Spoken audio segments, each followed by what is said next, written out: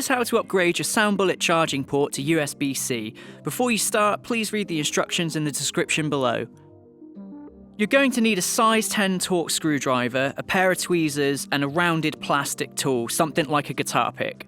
In the replacement kit, you will find the new PCB, a slightly modified PCB isolator, an L-shaped Torx key, a set of 4 screws with isolating washers, and a small rubber spacer. First, we remove both screws that attach the input XLR to the chassis using the L-shaped Torx key provided, or a Torx screwdriver to work faster. Then we remove the screws that secure the output XLR.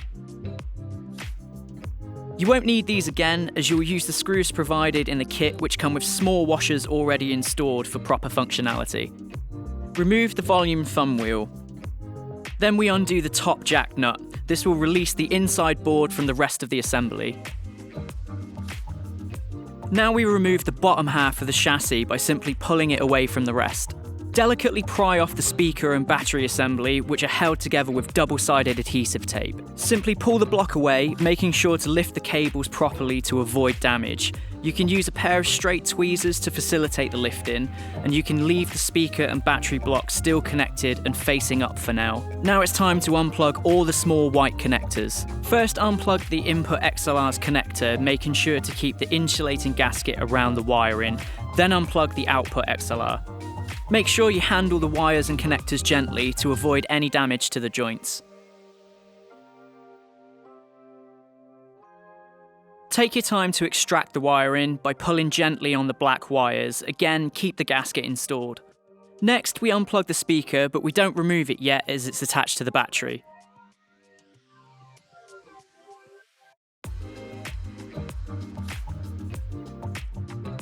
Now we push the 1/4-inch jack away with a finger while gently pulling the side PCB away with the other hand. You can dispose of the side isolator as you'll use the new one provided in the kit. Finally, we unplug the battery's wiring. This is a particularly delicate connector, so please handle with care. Next is the most delicate part of the entire procedure. We need to remove the double-sided adhesive tape which sticks the speaker to the battery. Use the guitar pick to very delicately and gradually work between the two parts. Make sure not to cut or bend the battery surface, or this will irreversibly damage the battery. Eventually, the tape will loosen up grip and the two pieces will easily come apart. Next, let's remove the residue of the double-sided adhesive tape by simply rubbing it off gently with a finger. Please don't use any tools or solvents, as this may damage the surface of the battery. Finally, we remove the top PCB from the chassis. Pressing on the buttons will help the extraction. Now we're going to position the new top PCB onto the chassis. First, we align the on-off switch and then gently guide the PCB against the top wall of the chassis. The board and the top wall of the chassis should be parallel to one another. Take a visual check and ensure the PCB is nice and firm. Now we go ahead and connect the battery back onto the top PCB. Please note that the connector is in a different position from where you found it in the previous version. Before we connect the two boards together, we reconnect the speaker to the side PCB. The two boards are connected together by these two multi-pin connectors. First, we position the speaker's wiring underneath the potentiometer, then guide the jack into the hole in the housing. Align the multi-pin connectors and apply pressure to make them connect. They should connect very easily. If something feels stiff, they might be misaligned. Next, we'll slide in the side isolator. There's only one way in this can go, and it shouldn't require any force. Simply slide it in between the chassis and the sideboard and gently wiggle if needed. When properly installed, the side isolator is wedged in and should look square with the sideboard. Next, we further align by applying pressure between the jack and the bottom of the chassis, like shown in the video. Now screw the 1/4-inch jack nut nice and tight. You might need to push the side PCB against the chassis from the bottom. Now we reconnect the input XLR with the insulating gasket installed. Plug the white connector into the side PCB. Next, we connect the output XLR, whose wiring also slides under the potentiometer, like so. Then, with the help of tweezers, we plug the white connector in.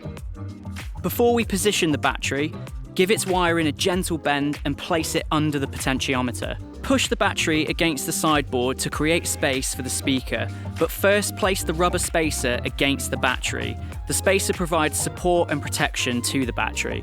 Now, while holding the spacer and battery, gently slide the speaker with the orientation shown in the video. Ensure the speaker wiring goes around the threaded section of the potentiometer and not the rotating shaft. Now we're going to reinstall the bottom half of the chassis. Make sure the gaps are clear and that nothing gets caught in between. Next, we're going to reinstall both XLRs, starting with the input XLR. The push tabs should be facing up. Make sure the wiring doesn't get caught between the XLR barrel and the chassis. Please make sure to use the screws that were provided in the kit, and most importantly, keep the washers on the screws. You won't need to tighten the screws too hard at the moment, you will do the final fastening later. Next, we're going to reinstall the output XLR to the chassis.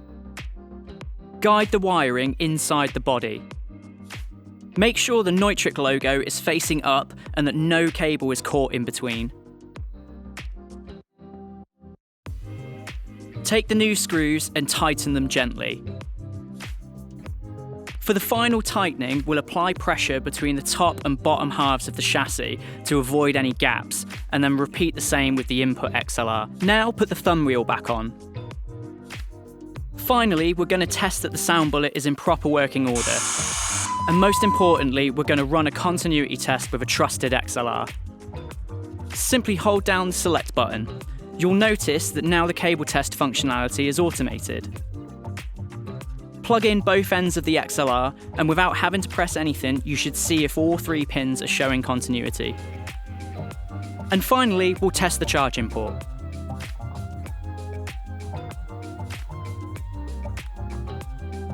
And that's it, you're done. If you've encountered any issues, please do contact us at the email in the description below. Enjoy testing!